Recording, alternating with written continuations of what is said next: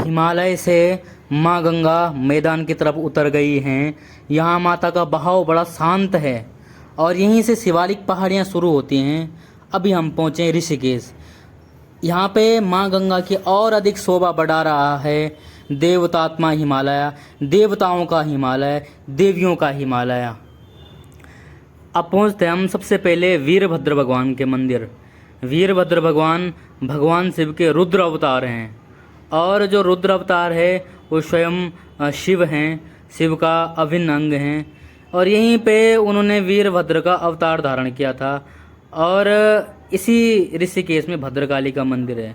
दोनों जगह का आपको दर्शन कराएंगे, लेकिन यह अभी भागवन है इसलिए इसका अभी अब दर्शन कराएंगे। उसके बाद माँ भद्रकाली का आपको दर्शन कराएंगे। ये जो मंदिर है बहुत ही सुंदर है। इसका सौंदर्य और भी अधिक बढ़ा रही हैं माँ गंगा। माँ गंगा ठीक पास में है और यहाँ पे सबसे पहले हम भगवान नंदी के दर्शन कर लेते हैं। भगवान नंदी बड़े शांत रूप में हैं और सामने भगवान वीरभद्र भद्रेश्वर महादेव यानी कि शिवलिंग स्थापित है। तो इस प्रकार से जो भारतीय पुरातत्व विभाग का उत्खनन जो स्थल है उन्होंने घोषित किया है। तो इसके बारे में लिखा है कि इस पुरा स्थल का उत्खनन भारतीय पुरातत्व सर्वेक्षण द्वारा 1973 से 75 में किया गया था, जिसके परिणाम स्वरूप एक शैव मंदिर तथा प्राचीन भवनों के अवशेष प्रकाश में आए। इसके अतिरिक्त 3 सांस्कृतिक चरणों के अंतर्गत पहली सदी से 8वीं सदी ईस्वी तक की प्राचीन मुद्राएं, मृद भांड एवं अन्य पुरातत्व अवशेष प्राप्त हुए हैं। प्रथम चरण पहली सदी ईस्वी से तीसरी सदी ईस्वी में कच्ची ईंटों से निर्मित दीवारों के अवशेष प्राप्त हुए हैं। मध्य चरण चौथी सदी ईस्वी से 5वीं सदी ईस्वी तक में पकी हुई ईंटों के टुकड़ों से निर्मित फर्श तथा शिव मंदिर के अवशेष प्राप्त हुए हैं। अंतिम चरण 7वीं सदी से 8वीं सदी ईस्वी से कुछ पक्की ईंटों से निर्मित आवासीय संरचनाओं के अवशेष प्राप्त हुए हैं इस जगह से, जो भारतीय पुरातत्व विभाग का बोर्ड है। कुछ समय पहले जब मैं आपको शुंगकालीन जो यज्ञ वेदिका दिखाई थी पुरोला में, ऐसे ही ये भी हैं। इसमें भी प्राचीन ईंटों के टुकड़े हैं। ये ईंट कोई सामान्य ईंटें नहीं हैं, ये 2000 वर्ष पुरानी ईंटें हैं। और ये जो भगवान शिव का शिवलिंग है, ये वीरभद्र जो भगवान शिव का ही रुद्र अवतार कहा जाता है उनका मंदिर है। और ये जो है पुराने अवशेष, इसका संरक्षण जो है भारतीय पुरातत्व विभाग ने किया है। और ये जो कुछ अवशेष हैं यहाँ पे जो दिख रहे हैं, ये तो शैव परंपरा के शैव मंदिरों के ये अवशेष हैं। और आप देख सकते हैं कितने सुंदर जो हैं इसकी आकृतियाँ, कलाकृतियाँ। और हो सकता है बहुत बड़ा यहाँ पे कभी भवन भी रहे होंगे, स्नानागार, पता नहीं क्या क्या मंदिर के अवशेष रहे होंगे।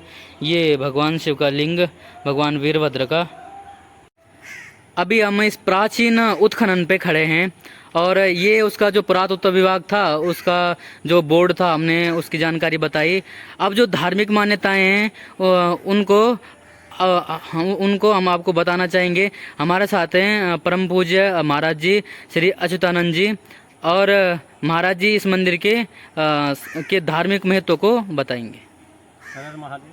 अभी हम जिस स्थान पर हैं, ये पुरातत्व विभाग द्वारा जब खनन किया गया तब ये अवशेष निकले हैं। और इसकी जो मान्यता है पौराणिक, शिव पुराण के आधार पर इस स्थान के बारे में शिव पुराण में बताया गया है। शिव पुराण के आधार पर बताते हैं कि जब भगवान भोलेनाथ माँ सती के लिए व्याकुल हुए, क्योंकि सबको वो कथा पता है कि माँ सती ने जो है कि अपना पिता के यहाँ जाकर यज्ञ में अपने शरीर का दाह हवन कुंड में किया था। तो उस वियोग में जब भगवान शंकर को क्रोध आया तो इस स्थान पर आकर के उन्होंने अपनी जटा मारी थी और उस जटा से भगवान वीरभद्र का स्वरूप प्रकट हुआ था। और ये वही स्थान है। साथ में हमारे यहाँ भगवान वीरभद्र का मंदिर भी है, जहाँ भगवान शंकर विराजमान है लिंग स्वरूप में। और यहाँ की मान्यता यह है कि यहाँ पर भगवान वीरभद्र का प्राकट्य हुआ। उसके बाद भगवान वीरभद्र हरिद्वार गए, जहाँ पर सती कुंड है। बहुत से लोगों को वहाँ के बारे में पता है, कईयों को नहीं पता। और यहाँ से हरिद्वार 30-35 किलोमीटर की डिस्टेंस पर है। और वहाँ पर वीरभद्र जी ने जाकर के बहुत तांडव मचाया, सभी देवताओं को और सभी जो भी यज्ञ में आए ऋषि मुनि थे उन सबको अपना विकराल रूप दिखाया और दक्ष का शीश काटा था। तो जिसके बाद बताते हैं कि दक्ष का जो शीश है वो बकरी का लगाया। तो ये मान्यताएं हैं पौराणिक। और यही वो स्थान है। अब साथ में हमारे साथ आप चलेंगे तो आगे आप वीरभद्र भगवान के मंदिर के दर्शन करेंगे। तो आइए। हाँ, धन्यवाद स्वामी जी का जानकारी देने के लिए। हर हर महादेव। हर हर प्रणाम। ऋषिकेश में प्रमुखतः 3 सेतु हैं, 3 प्रकार के सेतु यहाँ पे बने हुए हैं। एक जो लक्ष्मण झूला है, एक राम झूला है, एक जानकी सेतु है। तो ये जो सेतु है ये माँ जानकी के नाम पे है। तो ये जानकी सेतु में हम जा रहे हैं। ये जो पुल है ये बहुत बड़े क्षेत्र को जोड़ता है और ऊपर के जो शेष पुल थे उन पे जगह कम थी। इसको बड़े सोच समझ करके बनाया गया है। बड़ा अच्छा दृश्य इसका है, अलौकिक दृश्य है। इसको हम जब देखते हैं तो माँ गंगा का जो है विशाल रूप भी यहीं से दिखता है। और हिमालय की जो चोटियाँ हैं उनके विशाल दर्शन भी यहीं से होते हैं। और सब बहुत लोग यहाँ पे होते हैं। आनंद लेते लेते हुए हम यहाँ से चलते हैं, आगे की ओर बढ़ते हैं। तो इस छोर पे हम सेल्फी भी ले सकते हैं और फ़ोटो इत्यादि मतलब तो खिंचवाते ही हैं। आगे भगवान श्री हनुमान जी की ये प्रतिमा है, ये चित्र है। यहाँ पे भी अच्छा व्यू आता है, यहाँ पे हम अच्छी फ़ोटो खींच सकते हैं। और भारत में संभवतः हनुमान जी के भक्त बहुत ज़्यादा हैं, इसलिए उन्हें यहाँ पे आना चाहिए और फ़ोटो भी खिंचवानी चाहिए और इस पुल का उन्हें आनंद लेना चाहिए। भगवान हनुमान उनकी मनोकामना पूर्ण करे। आगे की ओर हम बढ़ते हैं और आपको आगे का दर्शन कराते हैं। अब हम चलते हैं परमार्थ निकेतन की ओर।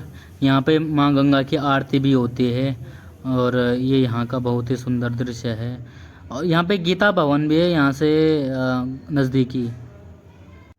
यदि आध्यात्म का हमको दर्शन करना है तो ये वाला क्षेत्र आध्यात्मिक दृष्टि से बहुत ही अच्छा है। यहाँ पे हम ध्यान केंद्रित इत्यादि कर सकते हैं।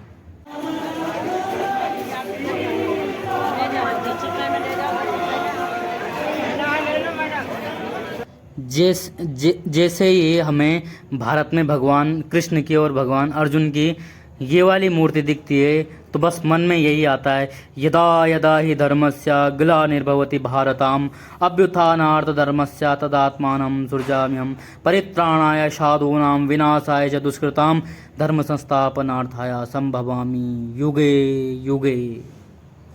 यहीं परमार्थ निकेतन के बगल में भगवान हनुमान जी की ये मूर्ति है, जहाँ ये संदेश मिल रहा है कि भगवान जो हैं आपकी सीने में हैं। तो गीत तो सुना होगा, श्री राम जानकी बसे हैं मेरे सीने में। वैसे एक बात बताऊं, जीवन में यदि किसी का त्याग रहा है तो वो हनुमान कर रहा है, यानी कि अपने प्रभु के प्रति इतना समर्पित शायद संभवतः कोई और हो पाएगा। यहाँ पर भगवान से भी इस प्रकार से बैठे हैं और शब्द निकल रहे हैं अपने मुंह से, जटाटवीग लज्जल प्रवाह पावितस्थले गलेवलंबे लंबिताम भुजंग तुंग मालिकाम डमड्डमड्डमड्डमन्निनाद वड्डमरवयम चकार चंड तांडवम तनोतु न शिवा शिवम जटाकटाह सभ्रमा भ्रमानिलिंप निर्जरी विलोल वीचिवल्लरी विराजमान मूर्धनि धगद धगद धगज्ज्वला लाट पट्ट पावके किशोर चंद्रशेखरे रति प्रतिक्षण मम हरषिकेशा। ऋषिकेश को हरषिकेश भी कहा जाता है, इसलिए मम हरषिकेशा। तो आप यहाँ पे आते हैं तो आरती का दर्शन भी करें। प्रत्येक घाटों पे आरती होती है। आज परमार्थ निकेतन के सामने का भले दूर है, मैं जूम करके आपको दिखा रहा हूँ, आप इसका दर्शन कर सकते हैं और सम्मिलित हों हर आरती में।